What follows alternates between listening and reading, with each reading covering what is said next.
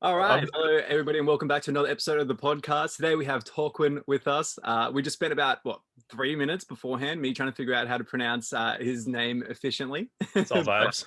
yeah, but again, another guest that I'm super excited to talk to, someone I've been a fan of personally for a number of years now, watching a lot of YouTube content, even going through and watching like some vlog channels and jumping into streams from time to time. So it's going to be really interesting to get to know you. Obviously, he's a content creator and entertainer, mainly in the Halo community, but I know you've jumped into other games as well. So it's going to be great to kind of get his thoughts on Infinite, have a bit of a chat through his timeline, how do you get to where he is, all that interesting stuff. But did I miss anything on the intro there? No, you got it, man. You're pretty damn good at that. I've been doing this for a while, and I'm still probably like 50-50 success rate on flawless intros like that. So nice everyone, job, everyone keeps saying it's flawless, but I feel like I'm just, it's dude. Like when I first started making videos, like it would take so many takes for me to get like just even a paragraph out with just not messing up, yeah, or yeah. anything like that. So Yeah, I guess I'm the same though. Just no one knows me. You know what I mean? Like I made videos back in 2010, and I was cringing at myself back then. So it's been a lot of practice for me as well, I guess. But commentaries are hard. Commentaries are hard. Yeah, yeah, yeah. So how you going, man? yeah. Have me. Thank. Pretty good. Pretty good. Yeah. Just woke up, having some coffee and chilling. Yeah. Yeah, excellent. Well, we wanted to kind of get straight into the Infinite stuff because I know we're both super excited about Oh yeah. that. So, what are your kind of thoughts on all the information we've got so far? Because there's been so much coming out, little bits and pieces, and we've had obviously the gameplay trailer, and we've had some campaign news. What are your thoughts on like all the information we've got? Um, I mean, overall, I think it's pretty positive. Like, I'm actually like I'm excited for it, and I think it looks great. But what I'm more surprised about is just like obviously it's not 100% positive throughout the entire community, but it's just radiating positivity for the most part about everything that we've seen, which is really cool because like I feel like that hasn't happened with a Halo release in quite a while. Mm, So yeah, I'm really happy about the response to it. As far as everything we've seen, I like it. I made a video like before we saw well before we saw any gameplay or any confirmation about how the gameplay was going to be, and I was like, you know what I think would be cool if they brought back Halo 3 style equipment, because that way you can just add busted stuff if you want to, and it doesn't have to be on the map. They can mhm. expand it over time, and they did that. And when I saw that, I'm like, nice, Nice. Yeah, nice. yeah, yeah, yeah. I so agree, man. I've been so like, I judged it, I think, with the most critical possible eyes Yeah, because, like my background's from playing Halo in Australia. So first of all, when I think about the game like competitively and everything, I'm thinking about it from like, okay, well, we're gonna get a say in this, how, what's the servers gonna be like, what's the connection is gonna be like, and if the game's at all broken in any way, and we'll have to deal with it being broken and like not enjoyable, and then those things on top of it, right? I kind of yeah, criticize the game. But then after I watched it a few times, like, you know what? There's a lot of really good things in here. And somehow from last year to this year, they've managed to really hit a lot of nails, right? Like yeah. they've taken from what a lot of people wanted, and they've kind of tried to deliver as much as possible, keeping it still Halo, but also trying to be, slightly progressive with how the game Yeah. is going to transform. So I've been really happy with what we've seen, and like you said, I can't remember when was the last Halo that we had a really positive reaction to like trailers and people really excited for the game to come out. Like Dude, I don't know. I maybe mean, Reach, like yeah, or maybe Reach. I don't know. I wasn't really like in the hype machine for Reach because I just didn't have an Xbox, and the only Halo I'd played at the time was CE on my little like netbook computer. Like, I didn't like watch trailers at the time. I wasn't engaged in the whole, hype machine, so I couldn't gauge like what people's reactions were with when like Reach came out.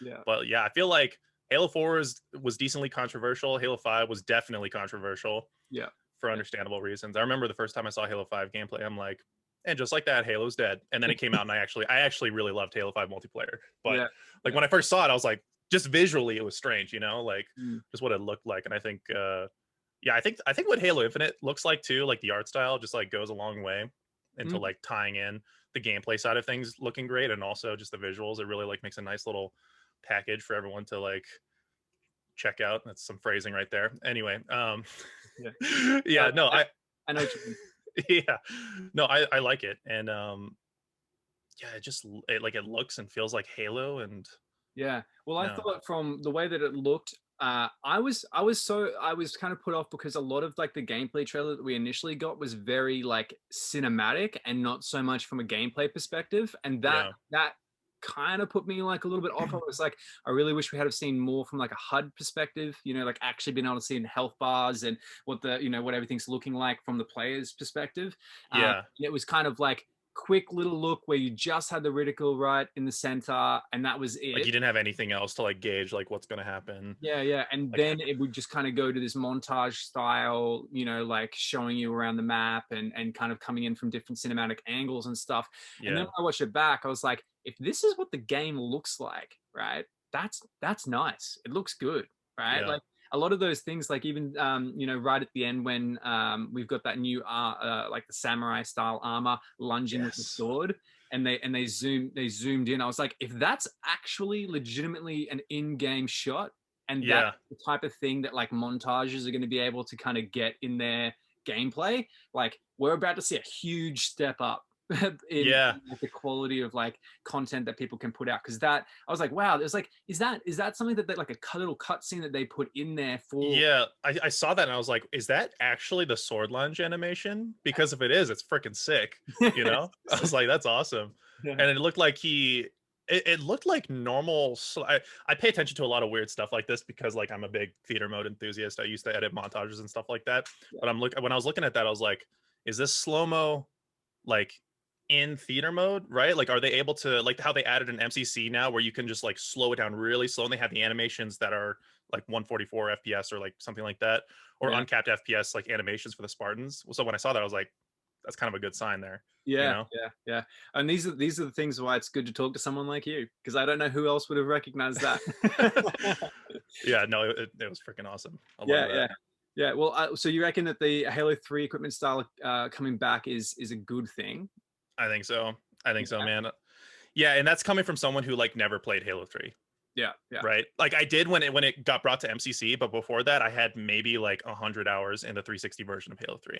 yeah, yeah. No, I Like think it's I was, yeah, so even with like that little playtime on the original Halo 3, and then I have a lot more on the MCC version obviously, but like I can recognize that like that's a really good system because obviously neutral starts, you know, scavenge, pick up like what's on the map. And the thing about equipment is like, you know, obviously a lot of Halo 3 equipment is like admittedly pretty busted, but mm, it's like it's single use, anyone can grab it, yeah, and like an enemy can take over, you know, like a bubble shield or a regenerator or a power drain. If you throw like your power drain haphazardly, that'll hurt you too, you know? we've all done that. Yep. Yep. I think more often than not, I take my own shield off before I take an enemy's shield. Same. Same. But, So like the thing with equipment that I just love is the fact that, you know, people may, you know, disagree with this point or this take, but I think you could totally just add incredibly busted abilities mm, like down the line. Maybe like a launch offering, it's like pretty in line with like balance, but you could offer something insanely busted and just like have it in custom games or like not have it on a certain map or have it like a single use power weapon, because like mm, you can treat equipment like utility equipment, and you can also have like power equipment too, you know, like you already have active camo, overshield, which are now just regular equipment now that you can hold on to, mm, but you could also introduce stuff that's like incredibly busted equipment in my opinion and have it as a single use power weapon that you fight over, because obviously a rocket launcher is busted. yeah, Why yeah. not have some cool ass piece of equipment that's kind of crazy, you know? Maybe the skewer is a good example. Yeah. Like Yeah. I don't know exactly how that's going to go, but I could imagine like if you could use that to, you know, that flipped the warthog, which was really cool, right? That was really cool. But imagine if you could somehow do that with use that as like a heavy duty grapple hook, right? Where you could Yeah. shoot the skewer across the map and then it'd set up like a zip line, you know, Zip like line or something. Oh, that'd be so yeah, sick. That's a yeah. great idea. I love what you're saying there because I think that's a really cool idea, and you know about it being single use and the fact that it's like put on a map, it's put it on the map, right? It's like a Yeah. up, yeah. You can take it off, right? If So it doesn't work, take it off, you yeah, know, or move put it it to in another custom map. games, let people do some creative stuff with it in custom games, but get it out of multiplayer. Yeah. That's in my opinion. What do you reckon on this take? That the big thing that multiplayer needs to be successful when Halo Infinite launches is there needs to be a team that's sitting there and listening to feedback, like from content creators, reading comments and going, okay, the general vibe is this isn't working. We need to make a variation of it, and then like before, almost before people have gotten to boiling point on it, they release and communicate effectively. All right, we've listened Yeah. to a lot of the feedback on these things, and this is what we're going to do, and then do it. Because I don't think it's about the fix itself, but about the communication that it's been recognized. I think that would help a lot of people to kind of simmer down. What do you reckon? Yeah, yeah, I agree. I think like what I do hope to that regard is like all the investments that they've made with the slip space engine Mm, allows them to make really quick and snappy fixes to the game and adjustments to the game. yeah, They said that, like, I think they said in the article that hot fixes and things like that, they're not season bound, right? Like they'll just happen when they're ready, yeah, which is a good sign. So it's not like Destiny where it's like you can go an entire season. This may have changed, but like from what I remember, you can go an entire season with something busted sometimes and like it doesn't change, yeah. um and so yeah, I think that's a great thing, and I really hope with the slip space engine they are able to do like quicker updates, because I know in the past the Halo engine is kind of like a nightmare to work with Mm, from what I've heard, especially with like Halo 5 and stuff like that. yeah, yeah, um so, and I mean, I heard the similar thing with Destiny as well. Like it would take them, like the Bungie devs working on like a Destiny map, they would have to like spend 12 hours like refreshing like a play space to make like one adjustment to like a rock's position or something like that. And yeah. I'm Wow. like, horrors like that. I'm like, I just they built with the idea in mind of we need to be able to like make quick changes and adjust things and stuff like that. So I think they have made that investment, I'm assuming. So Yeah. I think, yeah, they need to have a team that's like dedicated and like looking at, hey, what do we need to change, paying close attention and stuff like that. Yeah. Yeah, yeah, I agree. And I think that, the communication of that recognition is really important because Yeah. it buys them a little bit of time, right? It's, I know Be like, this. hey, we're working on this. Yeah, Simmer down, yeah, like, exactly. Well, if I heard that and it was something that was bothering me, I'd be like, all right, cool. And my timer resets, right? My yeah, yeah. You're like irritability meter like just goes down, and you're like, yeah, okay, we're I chilling. like I liken it to when I was trying to explain this to my girlfriend the other night. She's a server, right? So she works in hospitality, and I was like, it's as if you get seated at a restaurant, right? You get seated, and you probably got a timer going down for when someone brings you over menus and water, and Yeah, asks if you want to drink, right? And if that happens straight away, you're already kind of like, all right, this is going well, right? But if that doesn't happen, then you're kind of starting to get a little bit annoyed. So then if there's a bigger problem later on where like your food isn't exactly right, you're like, this is terrible, right? And it kind yeah, of blows the whole thing. It's kind of the same thing, right? As if someone comes out and says, your server will be with you in a second, it kind of resets that meeting, buys that server another few minutes to get right. out there and actually do it, right? And then they come out and get you drinks and whatever. Someone brings the drinks out and then says, they'll be able to take your order in a second. It kind of resets the meter a little bit. It's the same thing Yeah, that the devs need to do is just have that's an some that's an communication. interesting analogy. Yeah, that because it is like that. It's like if there's a big like issue and there's just silence, you get pissed. Like, But if you have some reassurance, like, hey, we're working on it, like your experience overall is going to be a little bit better. yeah, And I think like communication too is really important, because like we as humans, the thing we're really good at is getting mad at things we can't see or yeah, talk to. yeah, yeah, definitely. If there's no person on the other end of what we're talking about, it's a lot easier to get upset at them.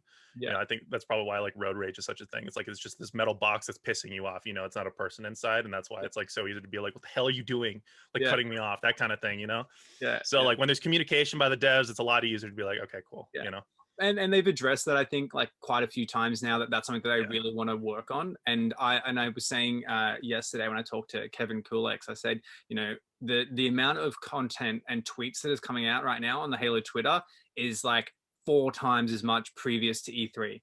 Right. So I yeah, think that's already that they're psyched about the response that they're getting. And if they can maintain that kind of clear communication, here's updates, here's season 7, here's this going on. Because, they had, an issue with MCC with, the game, people getting kicked from games and then it taking like yeah, them right. But they addressed it. They said, here are all the things that we're working on. Right. And we've yeah. That was great. yeah, like good communication. And so it never, I don't think that this issue got to boiling point where everybody was ready to jump down their throats and say, you're ruining MCC and blah, blah, blah.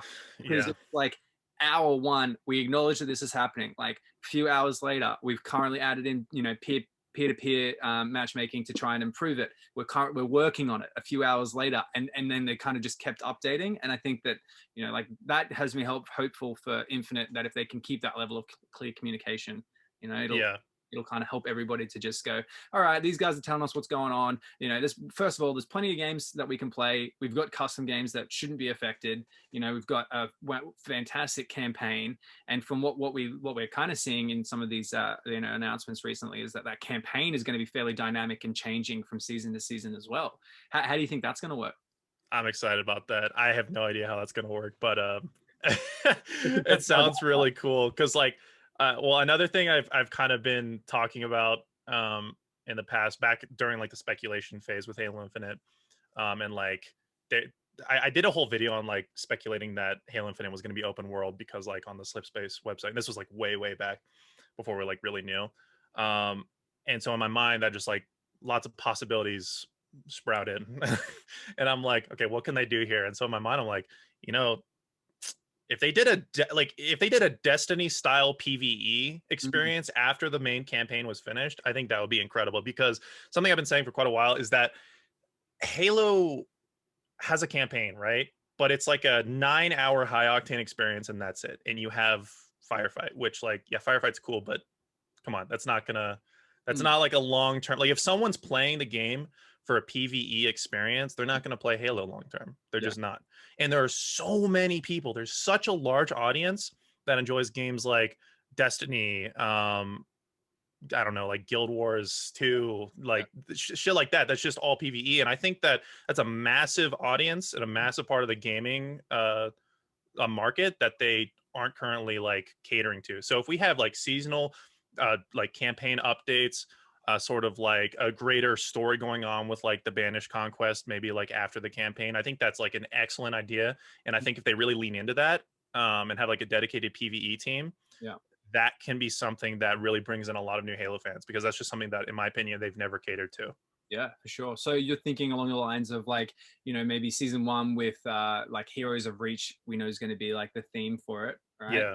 That maybe there'll be, you know, specific, I'm adding a little bit to what you said, but like there'll be, you know, maybe armor specific things that you unlock from going back and playing through an element of the campaign. If it's because it's going to be open world, right? There might be like a area of the map that goes to and recreates like maybe a scene from Reach, or like a bot, or like, you know, like a boss fight from Reach, or it's a completely new version but gives you that same feeling. Maybe it's like, you know, what's that, you know, like maybe it's a map from Reach that's been like built into that open world side of things, and you just have to clear that part of the map, and then, you know, I love the idea that that could be something that comes in, and then by like doing it in different ways is how you unlock armor that's specific to that campaign. I'll play the campaign. I'm not a campaign player, but if that's how it's going, I'll definitely every single month jump into campaign to play through that, right? I'm a multiplayer guy, but like, I'll play the campaign no matter what. And also, I was definitely big into like the PvE side of Destiny.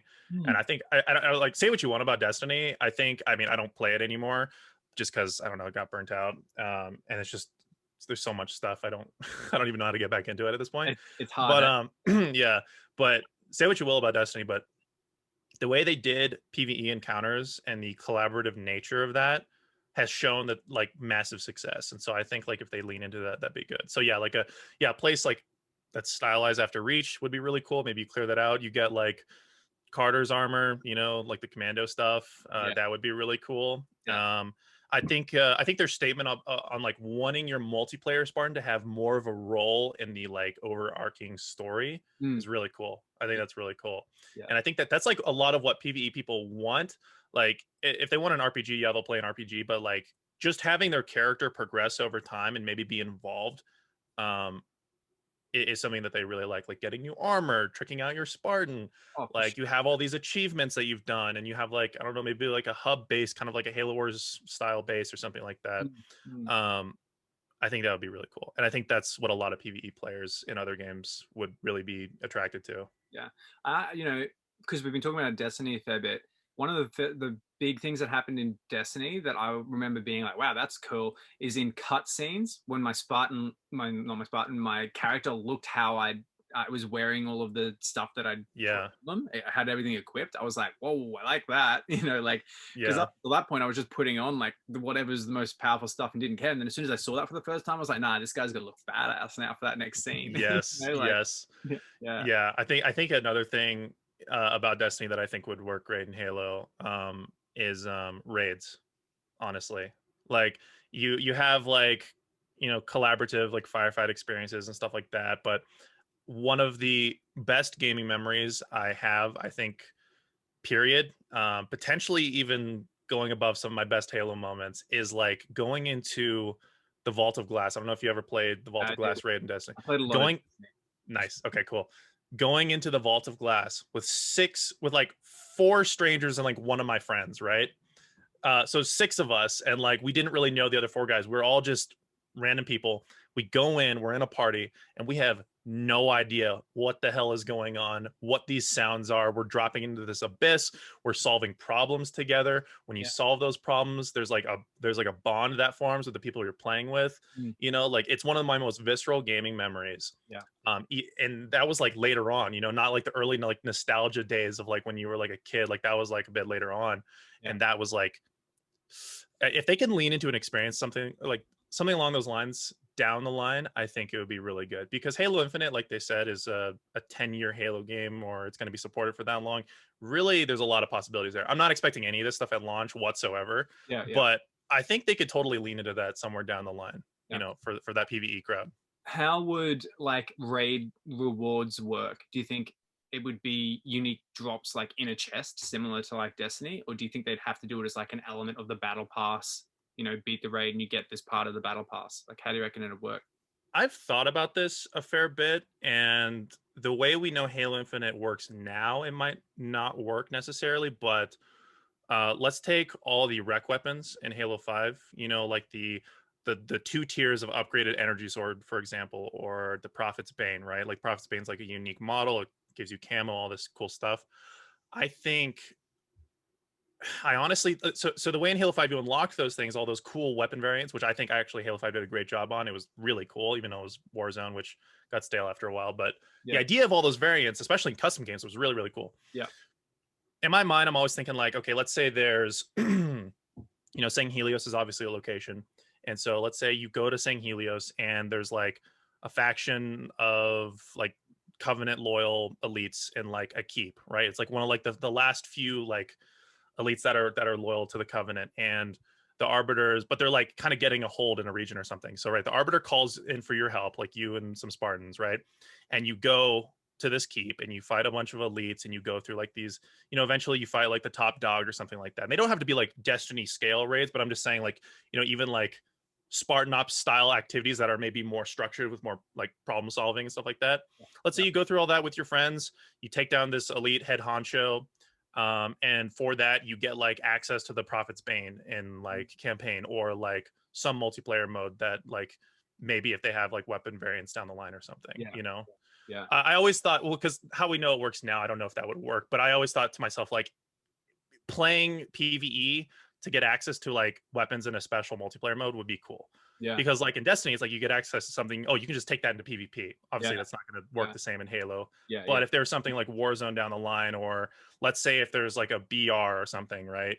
You could unlock something for your loadout. I don't know. There's a lot of possibilities there, but that's just a scenario I had in my head. Yeah, yeah, I like that. I think that that's something in my head whenever I go through thinking about things from other games that I'd like to see in Halo. I kind of always get stuck with the weapons, because the weapons are so Covenant, UNSC, and like they're, because of that, you've got your like burst fire kind of gun, then you've got like your single shot kind of gun, your shotgun or close range weapon. Like there's your fully auto, your it's like very pistol, categorized, right? And then if they add anything else in, it's just like a incineration cannon, or like it's something that's just really strong, and it's not like a slightly different version of like a battle rifle, right?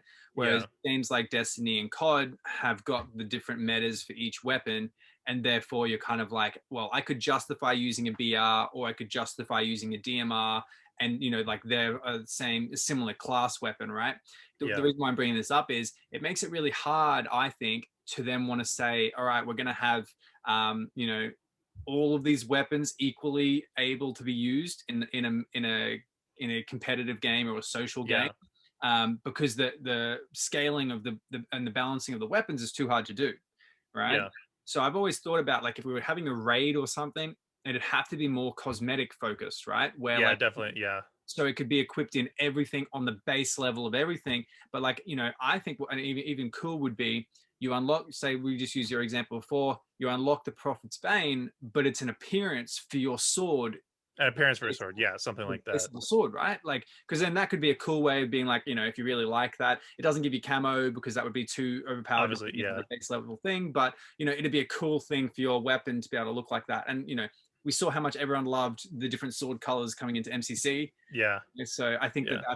that's a good thing that could happen. Yeah. I guess I should clarify. I didn't mean like you should be able to use the Prophet's Bane in like normal arena multiplayer. Yeah, yeah, In my mind, it's like if they ever decided to do like a battle royale or like some other like ambitious mode where they can kind of go wild outside of just the core multiplayer arena experience, which I think they should always have and they should nail and they should keep that balanced. And I think like if it works, it works. yeah, Which it looks really fun in Halo Infinite. I think it looks like it's working. But like down the line, if they had like another mode where it wasn't that strict, you know, yeah, sandbox, which is important to keep intact, yeah, they could like have some fun with that, kind of like how they did in Warzone, but maybe not exactly like Warzone. yeah, yeah, yeah. I know But what you mean. but then like yeah, for the arena, like cosmetics, like a skin for your stuff, I think that's a great idea. Yeah. Yeah, yeah. I really hope they nail that stuff as well, because it's the stuff that I think keeps the younger generation, the newer generation, really interested in Yeah. and playing. And it also, like, I would consider myself, I'm 28, I'd consider myself the older generation. I'm interested in getting the camos and unlocks and everything, but like, I'm a sucker for dark matter camo in Call of Duty. Like, I'll sit Hmm. down. I've grinded every single Black Ops game. I've gotten dark matter in, and it's one of the main things that gets me playing the game and keeps me playing the I game. see. So like, Yeah. I think that there's, I'm a small percentile. I don't think there's many people that really want to do that big grind, but it does give you another reason to play the game. And having Yeah. some mastery camo, but again, it's hard with the different things. But like with Yeah, it does. Honestly, sorry to cut you off. Just a quick note to like what you're just saying. Like when I stream MCC, I just play the game. I don't do challenges. And recently, I'm like, the hell am I doing? Like, why? I don't do any challenges. And so like with the newest update, there's that like pixel Halo 4 BR skin, and I'm like, all right, well, time to just grind competitive. And like even though maybe it's kind of unpleasant at times, I'm like, I'm working towards something, and there's that feeling of like point A to point B, which I haven't had in MCC for a while because I just am an idiot and just don't do challenges. So like, yes, like yeah. that stuff's important. Yeah. Yeah, I think so. What I'm hoping to see is that they find a way to tie all of this stuff into a really well-designed competitive, like, arena where it's Yeah. almost like a completely separate.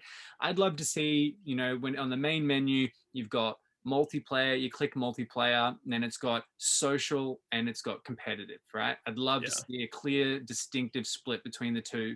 You go into social and it brings you to a complete scene of all the social playlists, maybe a little bit of like overview of stats or something to kind of make it seem a little bit more intuitive.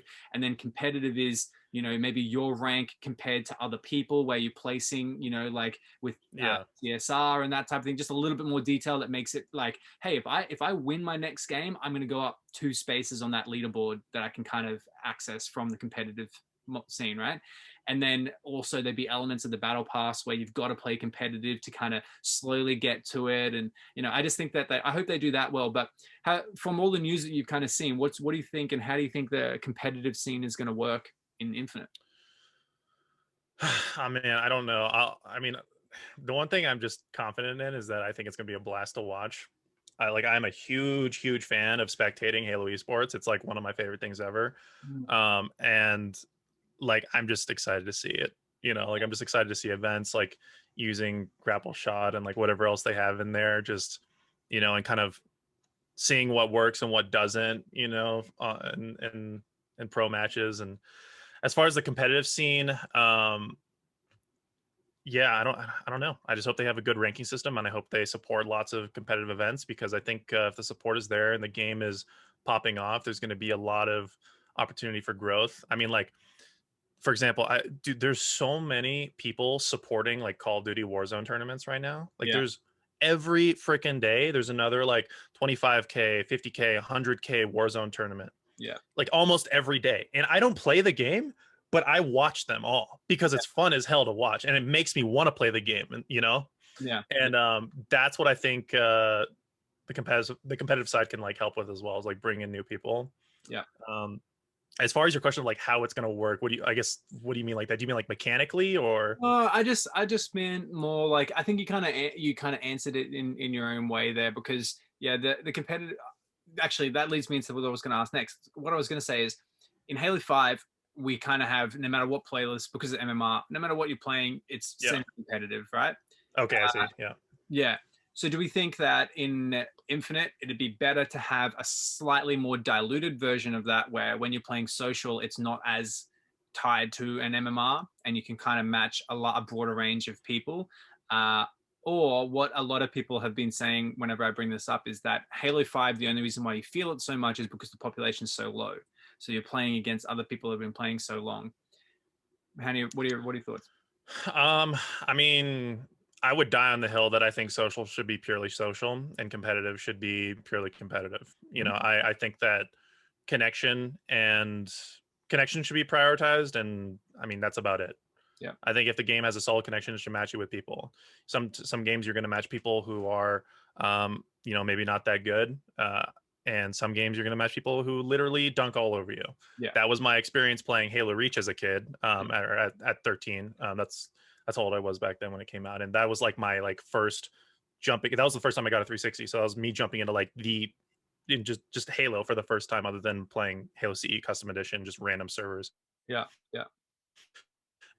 And it's just some games I would be like, oh, I'm doing well. Some games I would get destroyed, and like, yeah, it was frustrating, but I'd be like, okay, well, how can I get better? You know, like I remember I matched this montager way back in the day. This montager called Amnion. I don't know if you've heard of him. Yeah. So it was myself and my friend Michael playing split screen on Powerhouse, just going into free for all. And like a big thing I love about I guess at least the newer Halo games, and one of my favorite things to do in Halo period is assassinate people. Ninja people make montages of it.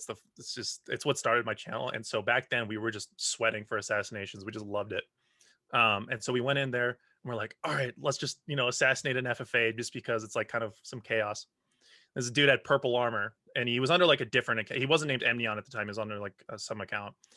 And we just got absolutely freaking destroyed. I was like, I have never been more like just infuriated by someone just destroying me over and over again. Like he kept control of the grenade launcher. We would get one shot by that every single time. He would never miss, get beamed by the DMR. And like after that game, I remember being so mad, but at the same time, like, wow, like I have a long way to go.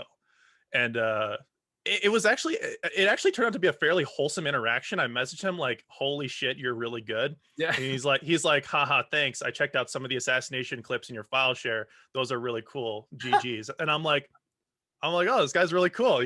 Like it ended up being really wholesome. And we actually ended up being like pretty good friends later on, which was cool. But like, sorry, that was a tangent. My point is, dude, I love that.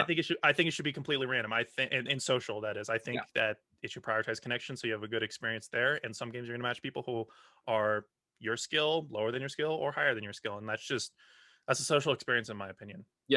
There's a lot of people that are going to take issue with that, but that's my take on that. But I feel like the more that I have this conversation, people are saying, they have an issue with it because of not wanting to be slaughtered, or they're thinking that a good player, like I would say for social, I'm a really good player, right? Like, and when I say it, people are like, you just want it to be that way because you just want to verse bad players all the time, right? And I'm like, well, that'd be fun, but I'm completely and totally up for getting destroyed. Like, no, that's the thing. Like, I personally, I very much dislike pub stomping people. I do not have fun when my game is in let's say like a 4v4 TS. If my game is like 50 to 15 or 50 to 20, I do not have fun playing that, man. No one does. And like, maybe there are people who do, but I think they're a minority. I don't think people truly have a blast just completely annihilating people who can't look straight, or who can't like move and look around at the same time. Like I don't enjoy that. And so that happens sometimes with a purely, random connection based social experience, but not as often as you think. I don't And think so either. more often than not, you get a nice variety of skills in the game that tend to like make it a really like interesting experience. Yeah, and more to the point, when I think of something social, I'm thinking I can go to the bar and chat with some mates and have a beer, right? Yeah. That's how I want my social playlist to be. Yeah.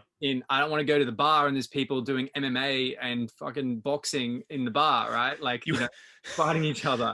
That's how it feels in Halo 5, you right? walk in the door and get clotheslined Like instantly. Yeah, yeah. that's what it feels. I want social to be, I can literally say to my mates, hey, let's get on and play some Halo, and we can muck around and betray each other and just Yeah. run in circles and try and do beatdowns only and try and use grenades and try and Do hide. funny challenges and Yeah, yeah. that's what I want to be able to do. But there's no way I could do that in Halo 5, because when because the MMR's there, I'll have at least one or two people on the other team that are trying so hard, right?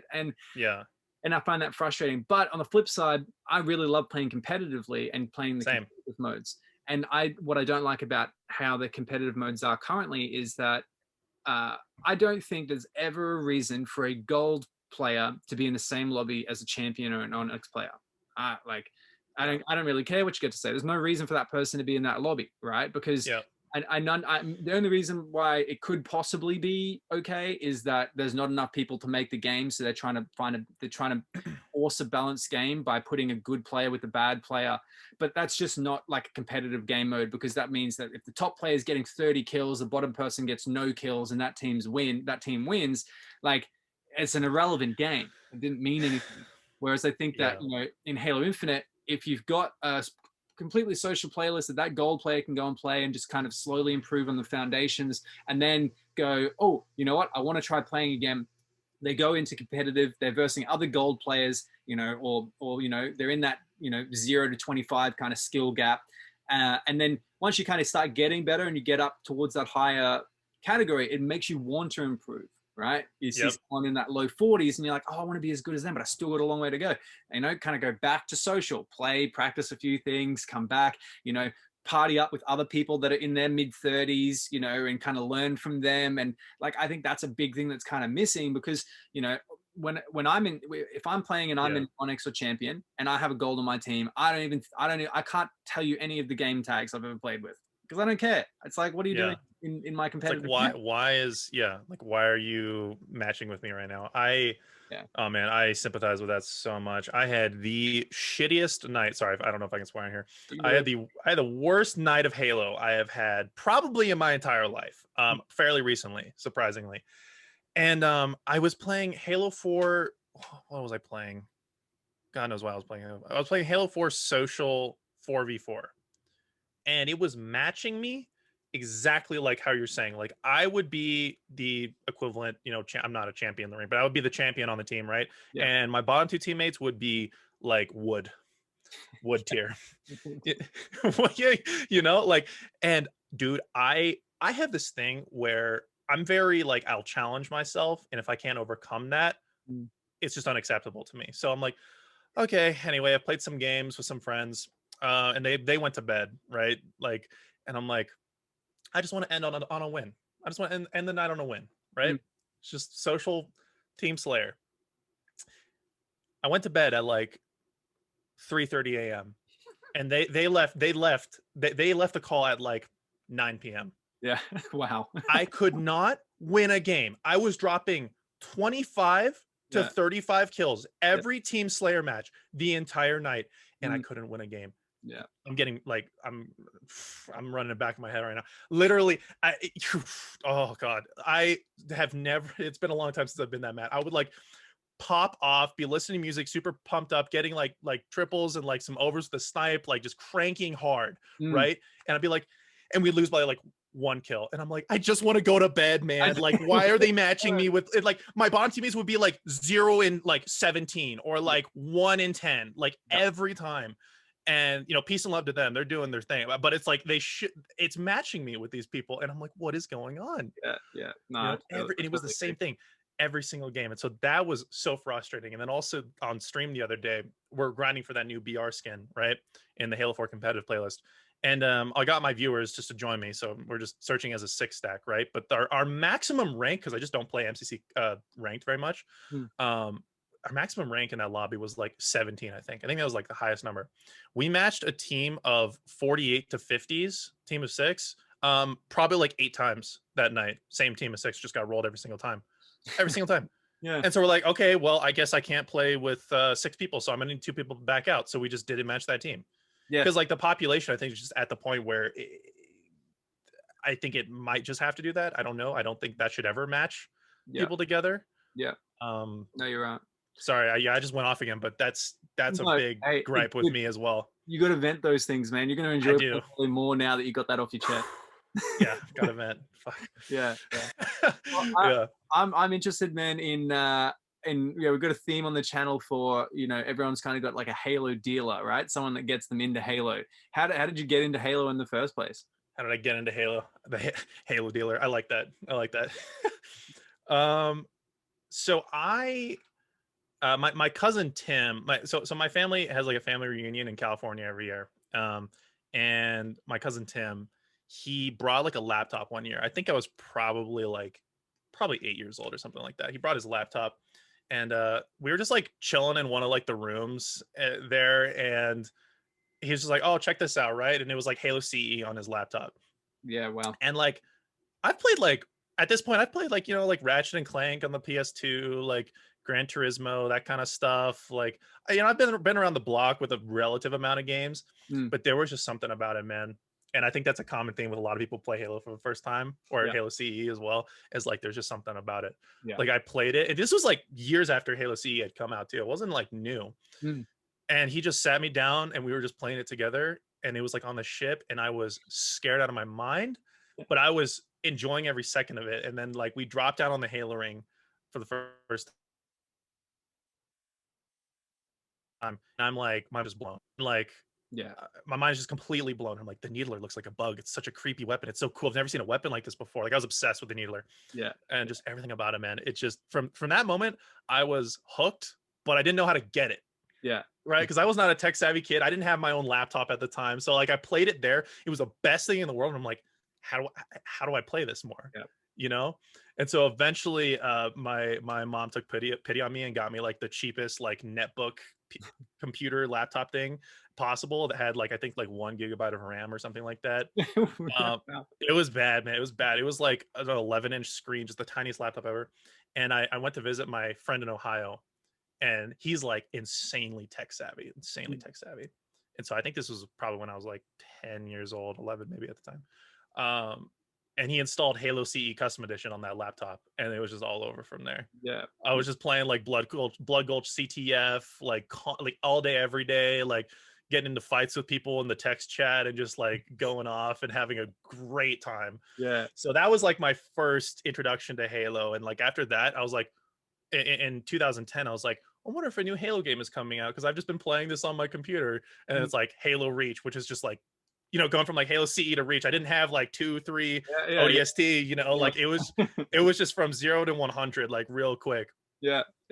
And so yeah, I didn't have an Xbox at the time, so I asked for one for my birthday, and there was one, and it was the Halo Reach edition, and my life just freaking changed, dude. My life changed from that day. Dude, it was like that's an expensive package, and it was just like I was blown away because my mom's like hard anti video games, or she was at least. Now she's completely turned around, but I was like, whoa. And so I just spent the next like several days cranking that, and it was just from there on, it just kind of went, Yeah. So good. Well, we're going to give a quick shout out to cousin Tim. He's your Halo dealer. Thank you, Tim. You're probably not watching this, but here we are, like maybe 15 years later, on a podcast talking about creating content for Halo, which he introduced you to. So I would not be doing this now if I hadn't played that and I hadn't got that Xbox 360. Yeah. Kind of crazy how small moments like that change the course of your life. It's kind of crazy to think about. Yeah. Well, I didn't even own an Xbox, right? And I'm only going to say this because you just said that. I never even owned an Xbox. I was always been playing PlayStation, and I was big Nintendo, Pokemon, and Mario, and everything, right? And then my mates, first year out of high school, so I hadn't played Xbox until after first year out of high school, and my mates walked me down to Target, and we bought an Xbox with Halo 3, took it back to their place, unplugged like Oh a my. TV off the wall, unplugged all the internet and everything, plugged it in, and I played my first game of matchmaking back in like I think it would have been 2010, right? And Yeah. my life changed. I was like, this is Dude, that sounds amazing. it's a good memory, right? And it's just Just going down to the store with your mates and grabbing an Xbox and just like landing and that's oh it. god. Just and it changed the course of my life, right? Like Yeah. here I am because of it. So shout out Ben and Pred, Logic and Pred. Shout out Ben, Logic, and Pray. Yeah, those are the guys. They changed my life. And Fred, who's my business partner in Divine Mind, he was the first 50 I ever met. He was the first really good player that I ever knew in person. You know. Yeah. And he was incredible back in the day because having a 50 in Australia was like a really big deal Yeah. because of the connection and all that type of stuff. But Right. yeah, he was the first. That's so cool, man. That's Yeah. awesome. So how do we go from playing on your 11-inch 1 GB RAM Halo CC thing to starting to create content and have 77,000 people follow you on YouTube? How do we get to that point? Honestly, it's kind of a weird one, I guess. A very, very cursed history. Let's It's full story. yeah, so when I first started playing Halo multiplayer on Halo Reach, once I actually got that 360, Yeah. it was just like the coolest thing ever. And something I didn't really know about Halo Reach is that Assassinations were even in the game. I didn't know they were in the game, right? But my friend Michael and I, we've really been into like hand-to-hand combat stuff and like games and like Splinter Cell and stuff like that. And so one day we were playing split screen. We do this all the time. One day we were playing and all of a sudden we like hit someone's back and we went into this animation and we were like, what? Like, what the hell was that? We had no clue. And it was so fun because we didn't know how to do it. I don't know why we didn't just freaking look it up. We didn't even know how to assassinate people. Yeah. And we just thought it was sick. And so we would scream and jump out of our chairs if we ever got one. Because I guess we would accidentally hold down the melee button sometimes, like just not thinking about it. And it took us an embarrassing amount of time to figure out you just have to hold it down to get an assassination. But it was always like this like random occurrence that was like magical for us because we're like, holy shit, this is so cool. Yeah. So eventually we started to like just go for assassinations because they're cool as hell and we really liked it. Yeah. And at one point I saw someone in game jump over someone's head from behind and assassinate them. And I saw that, I didn't really know what it was. I was like, the hell just happened? And my friend Michael messaged me. He's like, hey man, I found this video on YouTube. It was like a montage by this guy named MBPS Ness. And it was just him ninjing people in Halo Reach. And we saw that and we're like, this is what we do now. Yeah. This is what we do. This is what we do. So I came over to his house like that night after he sent me that video. And we just went into custom games, practiced ninjing each other, going into matchmaking. And oh gosh, we were so bad. We were so, so bad.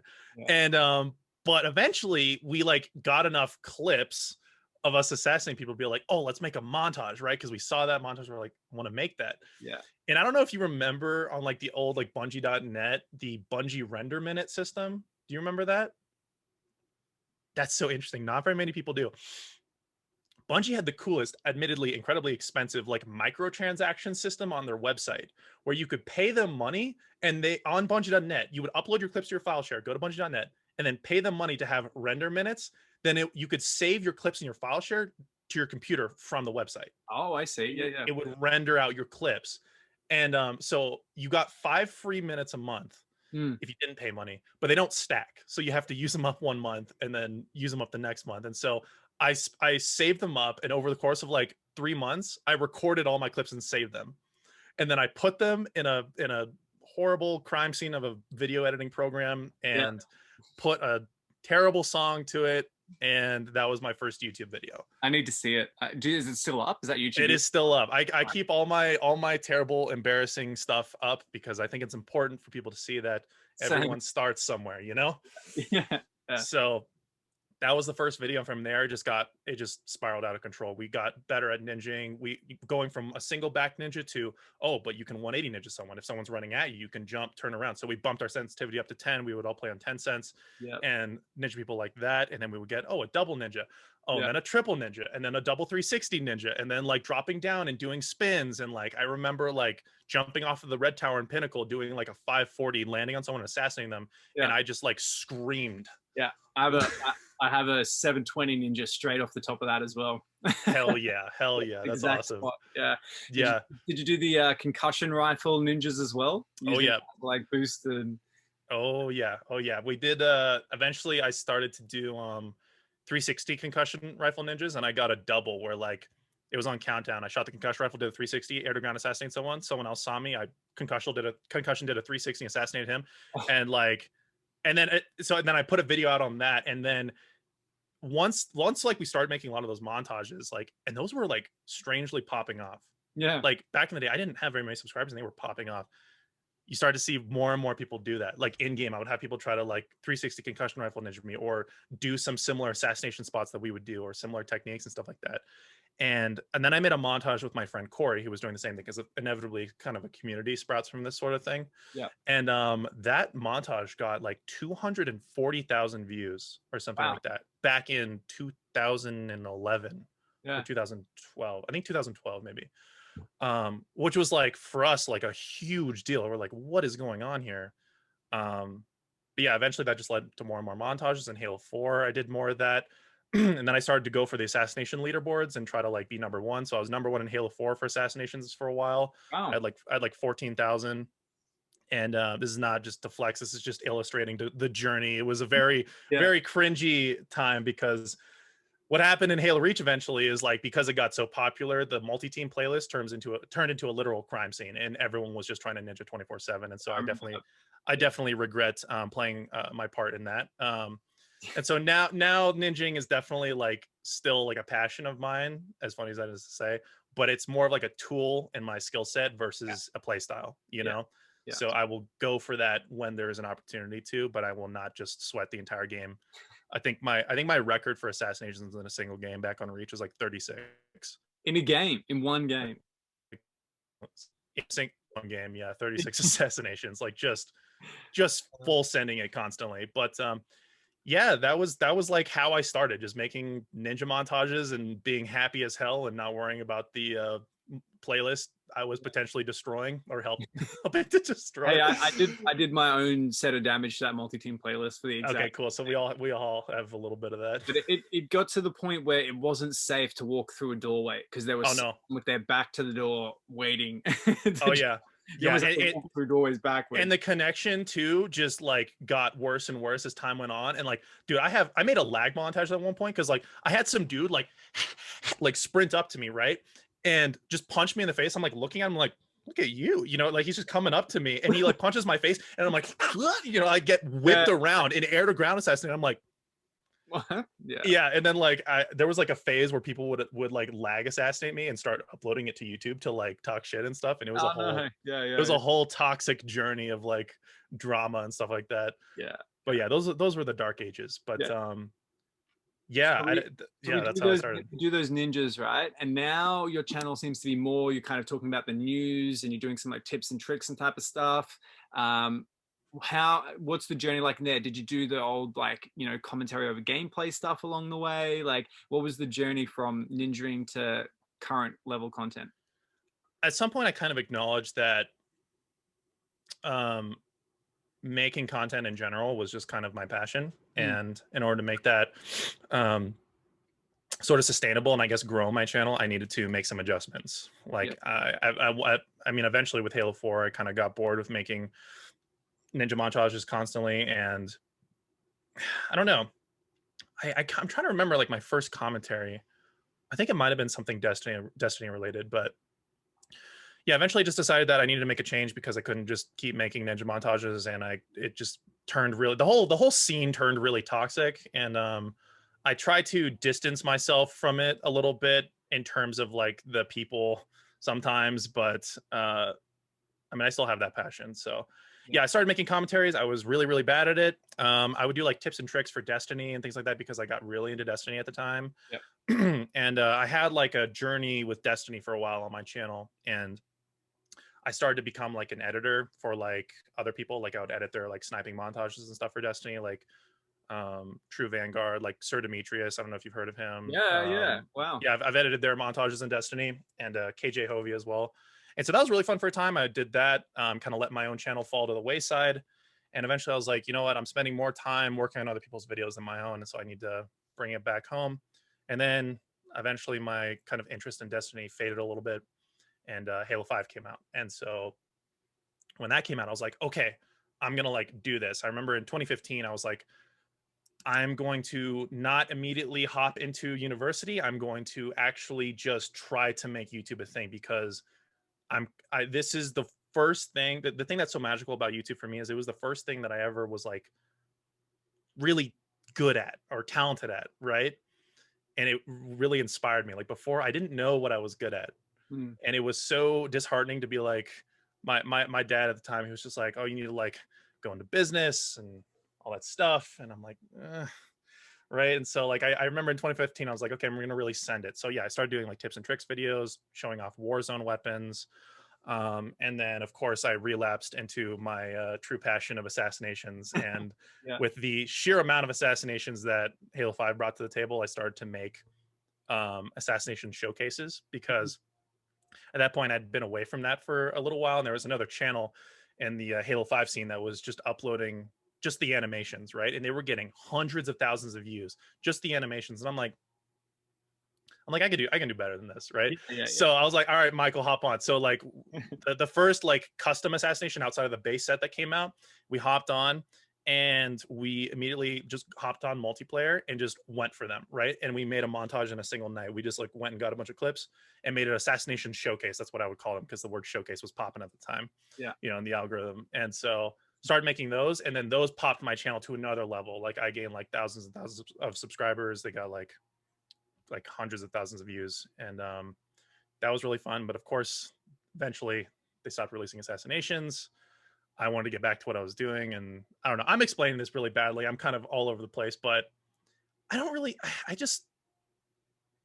kind of just started to do more and more commentaries, I think, because you can't just build a channel off of assassinations to keep it that way. And also recognize that I think I have a relatively interesting personality for comedy style like gameplay videos, so I started leaning into that, which was really fun. And so that kind of was my content for a long time. And right now I'm just finding my footing and deciding what I kind of really want to lead into going into Infinite. That was like a very convoluted and roundabout way of answering that question. I apologize, but I know. I enjoyed the journey. that's just how my brain works, man. I go from one thing to another and just get set off. Sorry. No, I enjoyed the journey, and I'm looking forward to seeing you getting full ball into releasing content for Infinite. And then when I see your first assassination videos going up, I'm going to be like, and he's back. There we go. And he's back. Yeah, I'm gonna keep the commentary videos and gameplay stuff and all the comedy stuff that I love to do. But oh yeah, I'm gonna go hard with assassinations. There's just too much fun, you know. Like I recently edited a montage for like the HCS Grassroots Mania, and I had a little bit of that itch because I'm a film student, and so I'm really, and Halo is probably what got me into that as well, the whole theater mode and everything like that.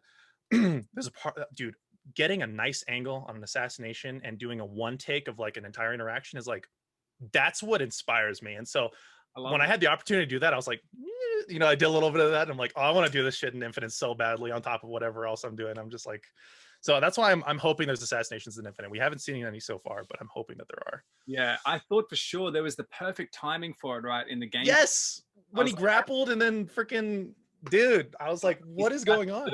And then he just beat him down. I was like, that's not it. Yeah, I was like, oh, why?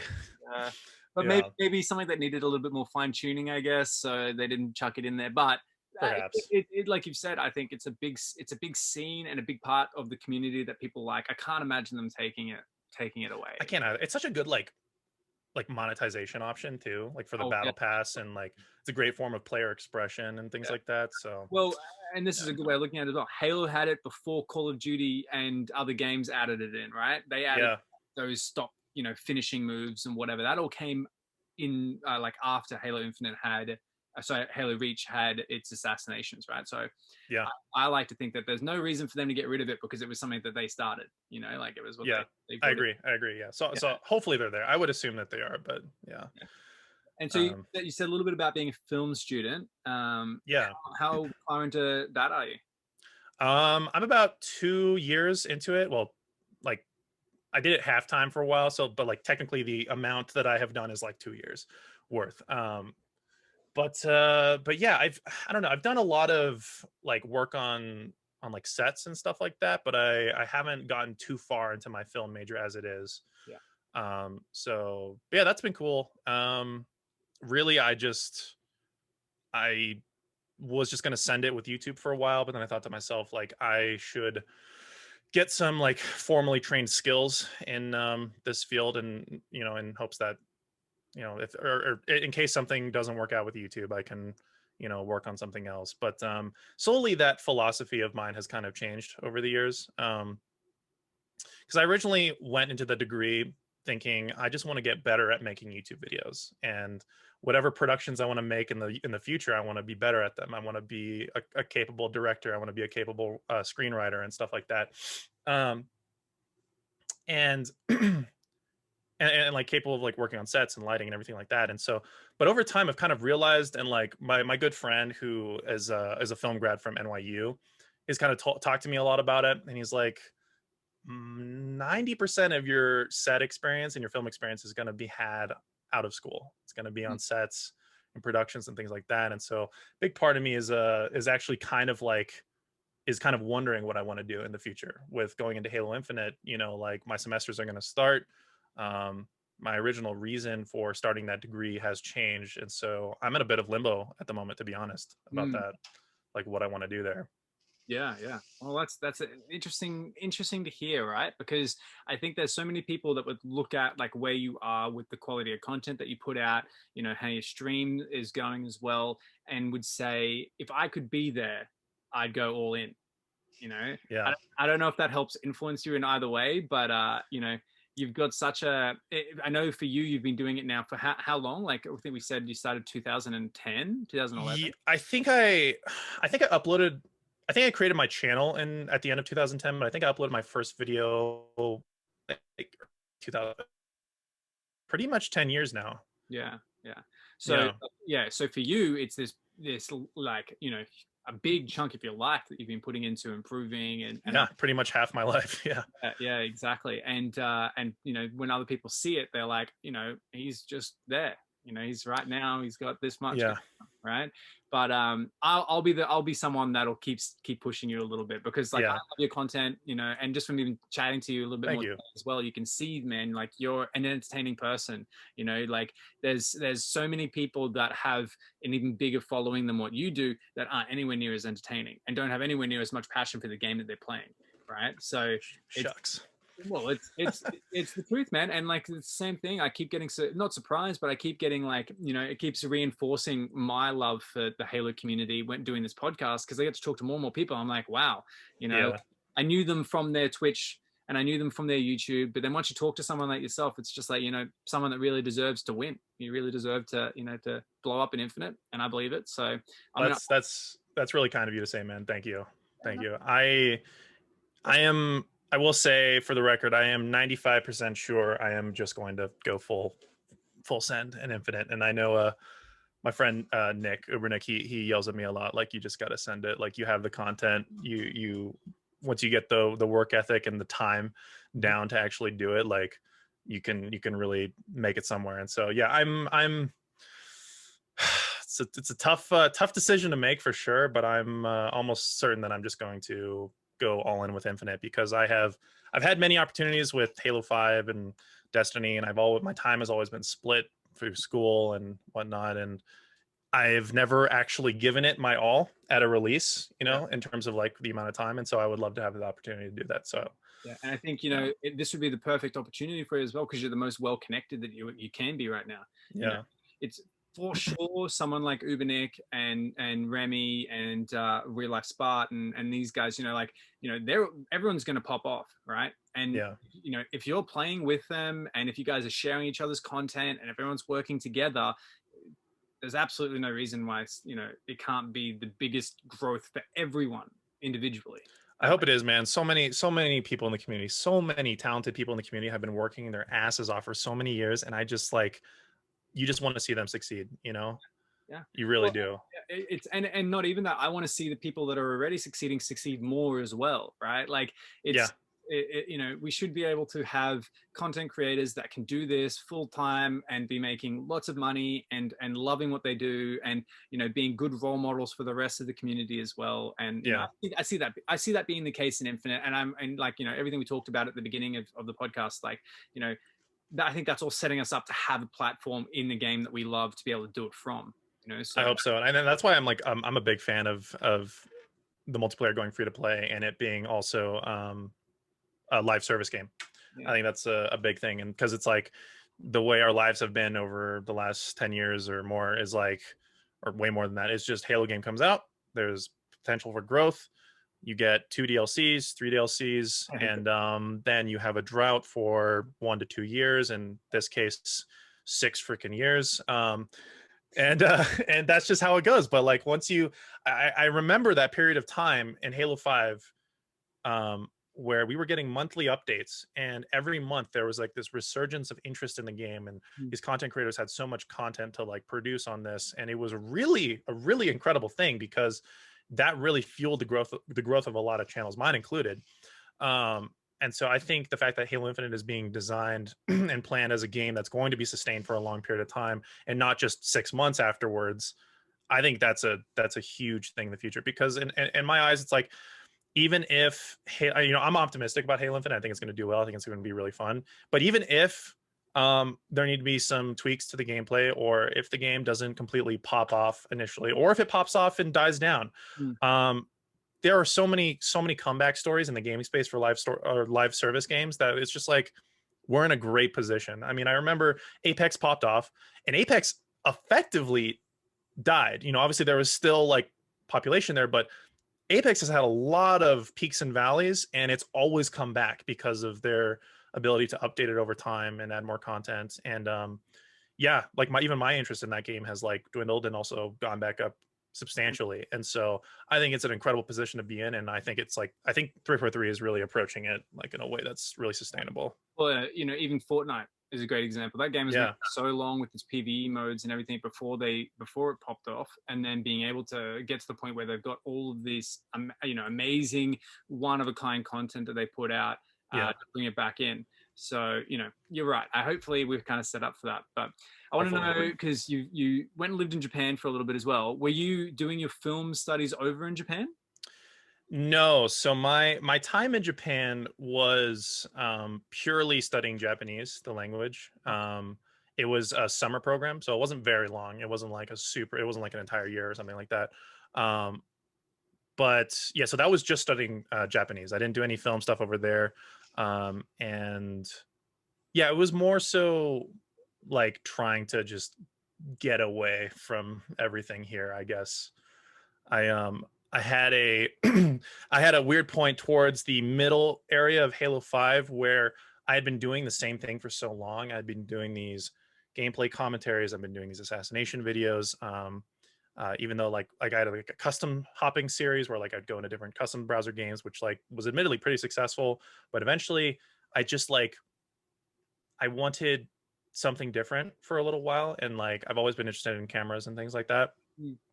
So I wanted to challenge myself to be bilingual if possible, and I also wanted to work on just something else for a while. And so I decided I would buy a camera, try to record at all of my experiences over there, and go over and just really get out of my comfort zone for a little while. And so that's really what that was, I guess. Yeah, that's awesome. And how fluent are you with Japanese? I am definitely not fluent. That's a ever-present journey. But I'd say I'm like conversationally competent. Yeah. Perhaps. like a few years ago, I was able to like maintain a conversation with a cab driver in the north of Japan, which was like a whoa moment for me. You know, I'd been learning all this classroom stuff, but then like I was actually able to like use it out in the wild, and it was like really cool. And but granted, it was a very basic conversation. I'm sure I was messing up particles and grammar constantly, but he got what I was saying. Yeah. And now I would say I'm a little bit better than that. But yeah, because I stopped studying it for around like a year and a half or so after I went to Japan and studied it. So, and I started the last couple semesters again. So I'm kind of refreshing on everything, trying to get a better foundation and stuff Yeah. like that. So I'm definitely not fluent. It's like a current journey for me that I'm trying to get better at, but Yeah. it's really fulfilling. Yeah. Well, Yeah. we talked about a little bit off camera before we started that you know, another reason for going over there was to get better at getting out of your comfort zone and kind of, you know, what would you say, like talking to people and actually like get like Yeah. social in situations was important as well. Do you think that that helped? Do you think your time over there actually helped with that as well? Oh yeah, it totally did. That my time there is probably the single most pivotal experience I've had in my life, Yeah. honestly. And I yeah, it was my introvertness was getting to a point where like when I was here, like I was just in here making videos constantly, and like yeah, I have like a couple friends, but like we don't really do like we'll just hang out and like, you know, watch anime or something like that, right? Like there's not a lot of like doing activities or stuff like that like in that period of time. And it got so bad that like making phone calls was a big deal. I didn't like calling people, or like going to the store to buy food was like uncomfortable, you know. Or there's like this intersection, right, where I live, where if I'm like going to my friend Michael's house, I take a left to take this like easy little, you know, frontage road that's like not a big deal whatsoever, or I take a right, which is like slightly faster, but I have to deal with a yielded left-hand turn at a green light, you Mm. know. And this is an analogy that's like really like I guess for at least personally for me shown like the difference is I would always go left because I don't want to deal with a yielded busy intersection, right? Yeah. Even though it's literally not a big deal. I've been driving since I was 15. It's literally not a big deal. Yeah. Yeah. Like, but because I was so stagnant and so not pressured to really improve myself or be more comfortable, things like that, nothing was getting better. And so what I did was at that point, I enrolled in school, and I applied for this program, for the summer program in the south of Japan, in Fukuoka. That's the name of the city I was in on the South Island. And I just like bought my plane tickets and didn't look at it. And I was like, and then I started having panic attacks and like, oh, not panic attacks, but I would be like really anxious, be like, oh, I was on. At that, me like going to the grocery store is like a big deal, you Yeah. know, Yeah. for me personally. And so that was, I just bought my tickets, applied to that, and just let that take its course. Mm. Um, Good on you for doing it, man. It's so hard to like have the self, what is it? You know, self, um, being able to look at yourself and go, hang on, you know, there's an element of me here I'm not happy with, and I need to change it. And it's and because you got, it's like when you got really deep roots, right, in the ground, yeah, you gotta rip those roots right out, right, and yeah, then replant them in a more comfortable, fertilized soil, you know, yeah. and it's really difficult to do that. So good on you for doing it, man. Like, and hopefully you notice the difference, you know, from I going. definitely did. I definitely did. And I like, I knew how hard it was going to be. Well, I knew it was going to be hard. I didn't know how hard it was actually going to be. I bought a camera, and I'm like, I'm going to vlog the whole thing, and I'm going to start a new channel, and I'm going to produce videos while I'm there, you know. And like, that was a freaking pipe dream. I did not have time to do that. But I have like 1,800 gigabytes of video footage and stuff like that I'm working on. But anyway, like 2 years later, 2.5 years later. Yeah. But yeah, so I went there with this like optimistic aura of like, well, you're doing it, just go for it. And so like, yeah, I knew it was going to be hard. Like I didn't speak too much of the language. I knew the alphabets and I knew basic phrases because I grew up in San Francisco, and I went to a Japanese elementary school when I was there. And so they taught us Japanese during like our normal daily routines and stuff there. And so I had a little bit of that from when I was like really little, but not too much that's fresh in the mind. And so I got there and I went to the school. And are you cool if I get into all this? Because like, Love it. okay, cool. Yeah, I don't want to like just go on forever, but yeah, there's some. It was it. This is why it was the hardest experience ever, and why it's been so like life changing for me is because I got there, we had like an entrance exam, right, to like determine what class level that you're going to be put in. Mm. And so it's like 50 plus people who are all part of this program in this room. I'm just vibing, I'm doing good. And I'm under the impression that it's like, class 1 through 4. It's like, beginner, pretty much, relative beginner to like, expert. Um, and then they pass out these like, they have like a computerized test, and I do okay on that, like not great, but like okay, like, um, and so then they pass out these huge papers, right? And they're like, write an essay about yourself, and What?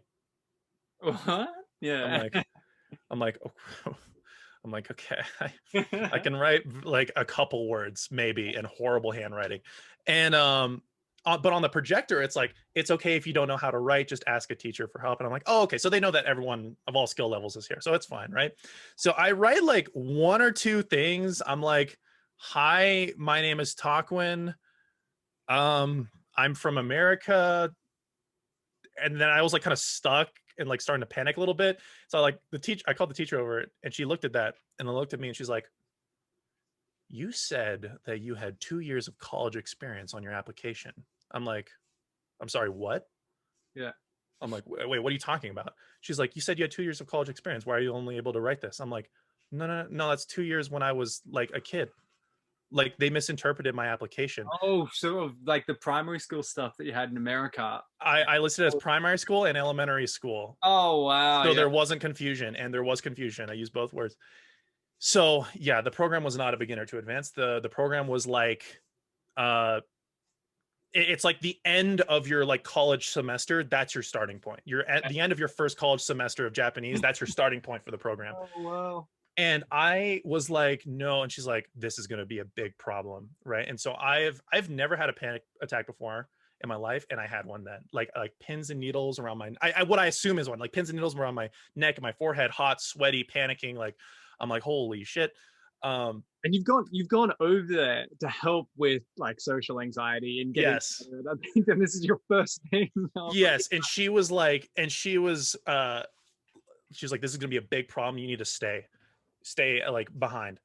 And I'm like, okay. And so once everyone had done their writing, they're like, okay, form a line. So everyone formed a line, and you have a one-on-one interview with like the teacher before you're allowed to leave. But everyone can see the interview happening. It's just in the classroom within earshot. Everyone's watching. So eventually my turn comes up, right? And she's like, okay, talk to me about your family. Describe your family. And I was in such a panic state that I couldn't think of like how to say anything. I literally couldn't. And so I was like, my family. She's like, in Japanese. And I was like, I can't. Like, I'm sorry, I can't. Right. Jeez. And everyone is watching this occur, right? And then she just begins to chew me out in front of literally everyone, all 50 people and staff and everyone like that. Like, you need to know this. This is unacceptable. I'm going to deport you. You should know. You should know this and this and this.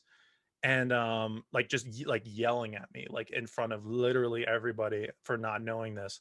And she's like, stay after, just making sure I don't leave. And so I just go to the corner, and I'm just standing there like, what just happened? Like, just the Yeah. most embarrassing thing in my entire life. And like everyone eventually does their interviews and leaves.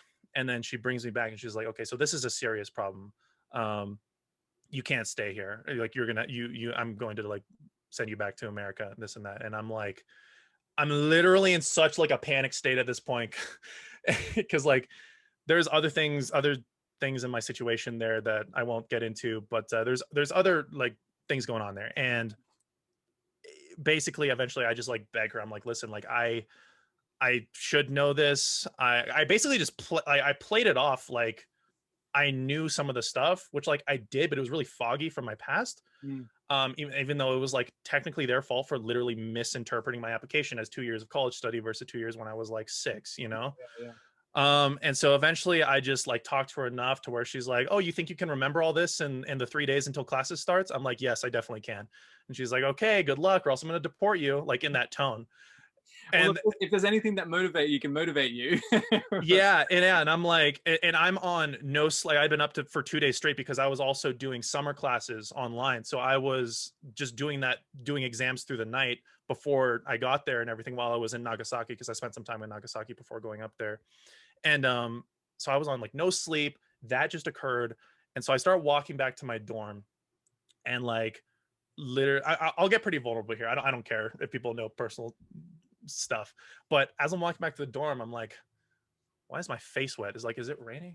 I'm like, I was just all of a sudden broke out and just sobbing uncontrollably, but like didn't feel it coming on, didn't feel anything happen, just uncontrollable streams of tears from my face as I'm walking back trying to understand like what the hell to do.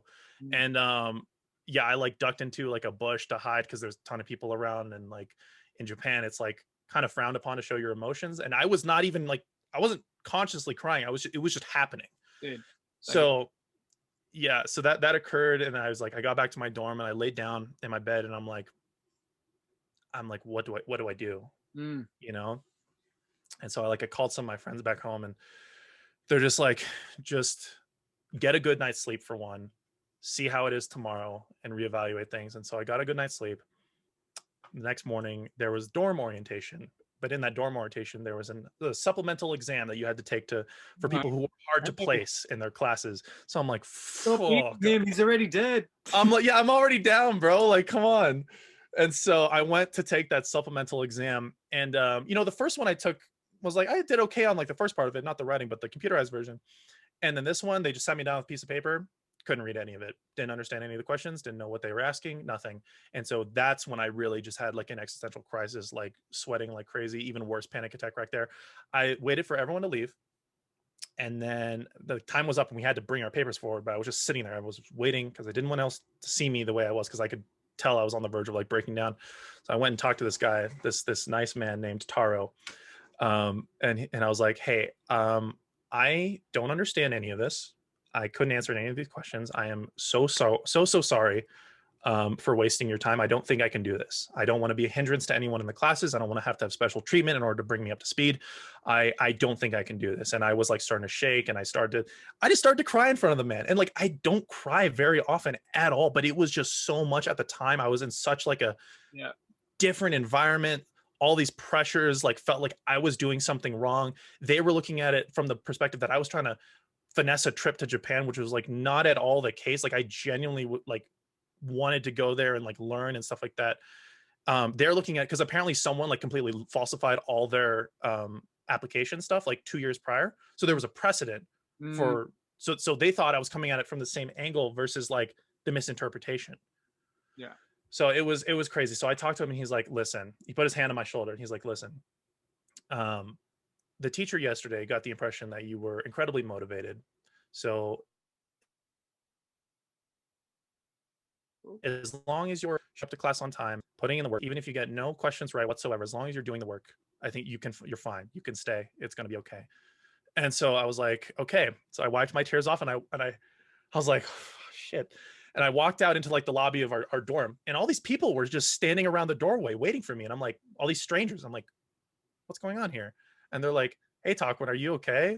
Because I'm sure the conversation had spread about this one kid who knows jack shit, right? I don't know how they found out my name. They're like, Taquin, are you okay? And I'm like, oh yeah, I'm fine. I'm totally good. What's up, guys? Who are you? Like, but they were all like so concerned about me in such like a friendly way. And I was just like, but I didn't acknowledge anyone. I just went back to my room and slept. Yeah. And then, yeah, that was the beginning of an incredibly, incredibly difficult period. And, but I did end up staying.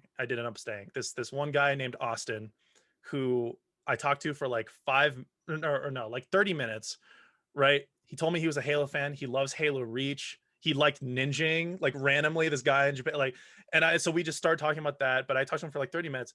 He's like knocking on my door. He's like, hey, Taquin, I really like you, man. I really hope you don't leave this program. Because in my mind, I'm still going to leave, but he convinced me to stay, just this random stranger that I talked to for just 30 minutes. That's what Halo does, right?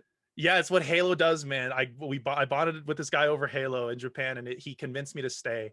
And it was a great decision because at the end it worked out. It really did. Like I I started by waking up like I think we had class at 9 a.m. and I would wake up at 5 and get there at after showering and everything, get to class at 6.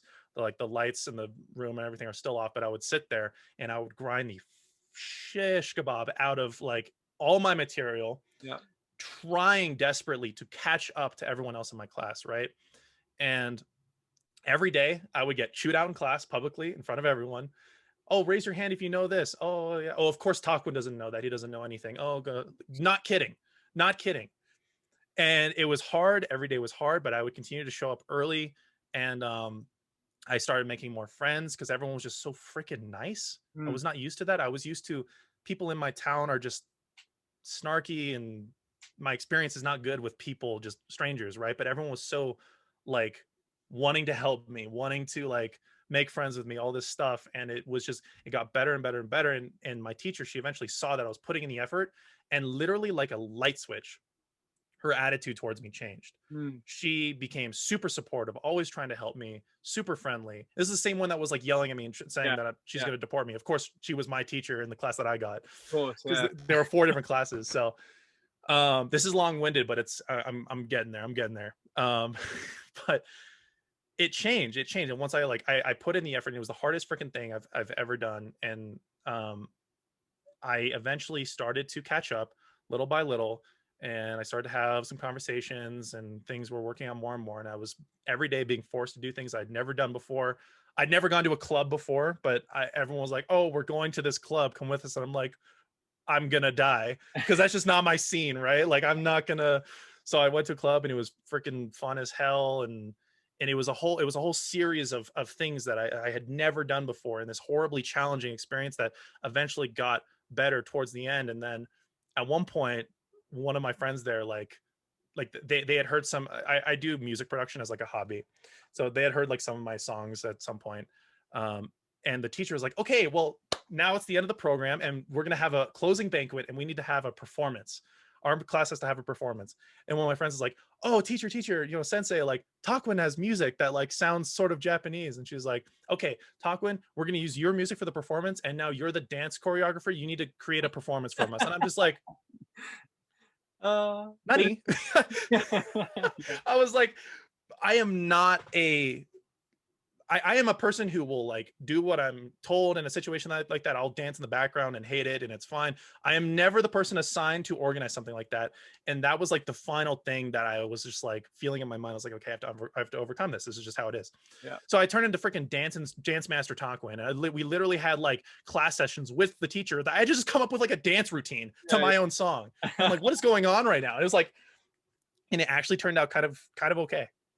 Like we performed it, my music was on these speakers, which was like the weirdest thing ever, because I'm just like a bedroom producer who does stuff for fun.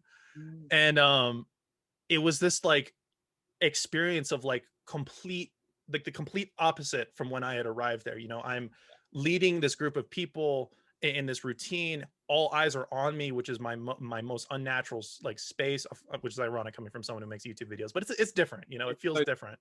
Yeah. Totally different. And so at the end of that, I came home, and when I came back home, I got in my car to go visit my friend Michael, because it had been a while since I'd hung out with him, obviously, because I was back in the States now.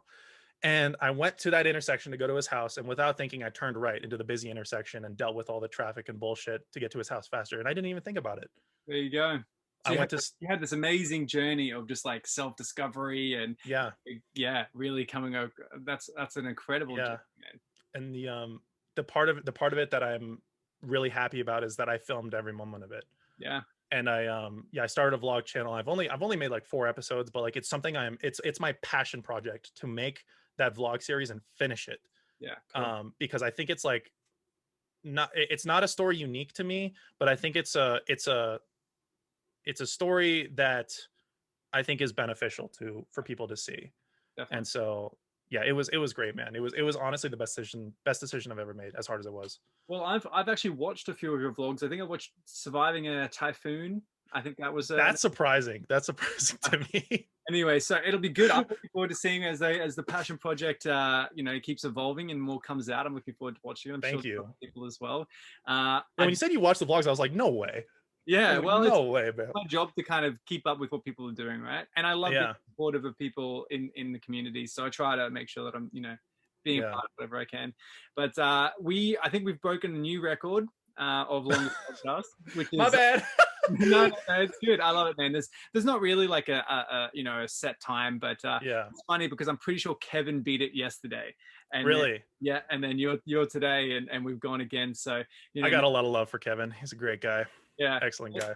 maybe we'll end up having Joe Rogan style podcast where we just go, all right, 3 hours is Oh the man. is the thing. But no, so I got two questions that I Yeah, really yeah. ask everybody before we finish up, and that's if you could see yourself 5 years from now, what's like the dream reality of yourself look like? What's Tarquin doing in 5 years from now? And I want dream reality. So like, are we Dream doing reality. content full time? We got to own a house. We got a family. Are we traveling? What's the absolute best case scenario for you in 5 years time? Dream reality for me in 5 years is successful Halo and gaming channel, self-sufficient content production full time. Um, my vlog channel has done well, and it's transitioned into content for a show that I'm currently working on producing called Drift Mountain, Cool. which is about drifting cars and Fast and Furious type Very comedic cool. Yeah. anime inspired proper show. Um, so that's going well. The show is going well. It's made. People are enjoying it. We have funding. Successful YouTube channel. Um, house here, house in Japan. I'm Love that. fluent in Japanese. I get to spend a lot of time with my favorite people, friends, family. Sure, would love that. Amazing, man. Well, it sounds like Yeah, you're well on your way to all of those things in 5 years times anyway. So I hope so. I hope so. yeah. If you asked me that a couple years ago, I would not have a good answer to you, but now I know exactly what I'm working towards. So Well, and each of those things sound really fantastic. Like they're all really great individual goals, and now you've got this great, like roadmap kind of set out of yeah, experiences. So, yeah, that's awesome. fingers And then crossed. the last thing we touch on is obviously everybody kind of tags somebody in for their next episode. Who do you think someone from the community that you'd like to tag in that would bring value, or that you think would be really interesting for me to get to chat to for an hour plus, and just kind of dig into getting to know them a bit more? Before that, one more thing to add to my dream reality. I'm finally at my goal weight and not chubby. Okay, we'll just get that off the. Yeah. Well, actually, let's talk about that just for a sec before Okay. that. I do have someone in mind though. I do have a very great person in mind for that next question though. Excellent.